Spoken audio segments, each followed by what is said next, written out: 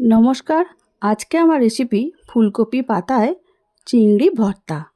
হ্যাঁ, এটা একটা দারুণ রেসিপি। তবে চলো শুরু করা যাক।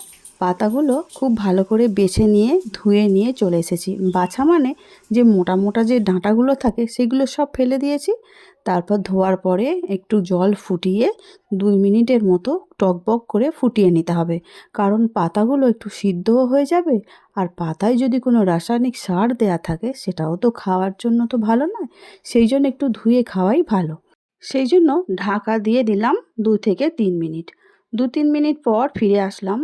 এখন দেখতেই পাচ্ছ ভালো করেই সিদ্ধ হয়ে গেছে। এবারে আমি এটাকে ঠান্ডা করে নেব। তো খুব ভালো করে ঠান্ডা হয়ে গেছে। এবারে মিক্সিং জার নিয়েছি, বড় জারটা নিতে হবে যাতে করে ভালো করে সুন্দর করে বাটাটা হয়ে যায়। এবারে তোমরা এটাকে কিন্তু শিলপাটাতেও বেটে নিতে পারো। তো আমি এইভাবেই বেটে নিচ্ছি। আর এখানে নিচ্ছি 2 চামচ সাদা তিল। তোমরা এখানে চাইলে সর্ষের ব্যবহারটাও করতে পারো। সাদা তিল দিয়ে খুব ভালো করে বেটে নিতে হবে। পাতাগুলো ভালো করে বাটা হয়ে গেছে, আমি একটা বোলের মধ্যে ঢেলে নিচ্ছি। আরও কিছু পাতা বাটতে বাকি আছে, সেই সব পাতা একসঙ্গে বেটে নিয়ে ফিরে আসলাম।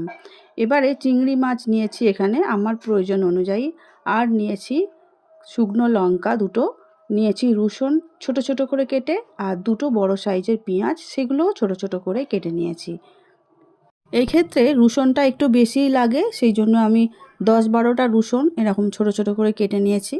এবারে কড়ার মধ্যে সর্ষের তেল দিলাম, দিয়ে তেলটা চারিদিকে কড়ার একটু লাগিয়ে নিলাম। এবারে আস্তে আস্তে ভেজে নিতে হবে। তার আগে দিতে হবে দুটো শুকনো লঙ্কা, আর দিচ্ছি 1 চামচ কালো জিরে। কালো জিরে আর শুকনো লঙ্কাটা হালকা করে 1 মিনিটের জন্য ভেজে নিতে হবে। যখনই সুন্দর গন্ধ ছাড়বে ঠিক সেই সময় দিয়ে দেব ছোট ছোট করে কেটে রাখা রসুন।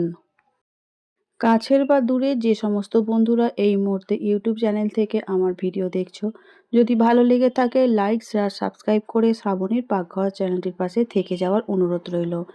আর পাশে থাকা বেলটা অবশ্যই প্রেস করে দিও, তাতে যখনই কোনো নতুন রান্না ছাড়বো সবার আগে তোমাদের কাছেই পৌঁছে যাবে।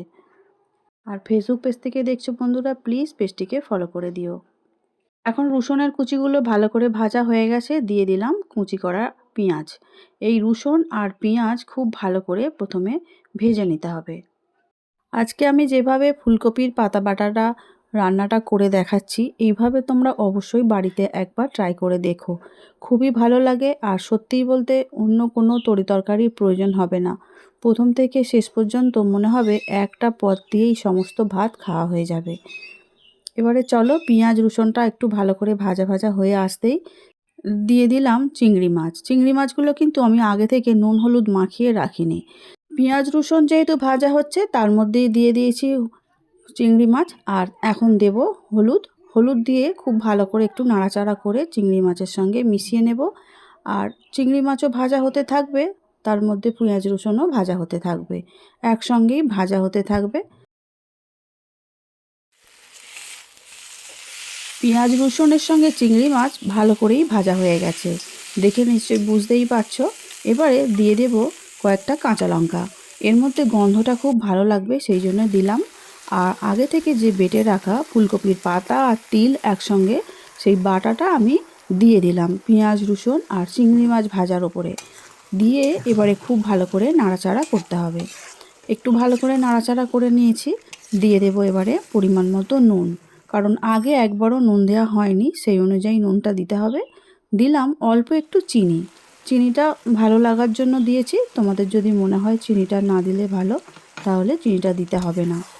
এবারে সব কিছু একসঙ্গে খুব ভালো করে মিশিয়ে নাড়াচাড়া করে নিতে হবে। আর চেষ্টা করতে হবে পাতাটার যে জল আছে সেই জলটা খুব ভালো করে শুকনো করে নেওয়ার। আর এখন দেখতেই পাচ্ছ খুব ভালো করে পাতার মধ্যে জল শুকনো হয়ে গেছে, আর রেডিও হয়ে গেছে আমাদের ফুলকপির পাতা বাটা চিংড়ি মাছ দিয়ে। একটা সার্ভিং বোলের মধ্যে তুলে নিচ্ছি, আর ওপর দিয়ে অল্প একটু সর্ষের তেল দিয়ে দিচ্ছি। আজকে আমার রেসিপি ফুলকপির পাতা বাটা চিংড়ি মাছ দিয়ে তোমাদের কেমন লেগেছে অবশ্যই কমেন্ট করে কিন্তু আমাকে জানাবে। আজ তাহলে আসছি, দেখা হবে অন্য দিন নতুন ভিডিও নিয়ে। সবাই খুব ভালো থাকবে। আমার ভিডিওটি দেখার জন্য ধন্যবাদ।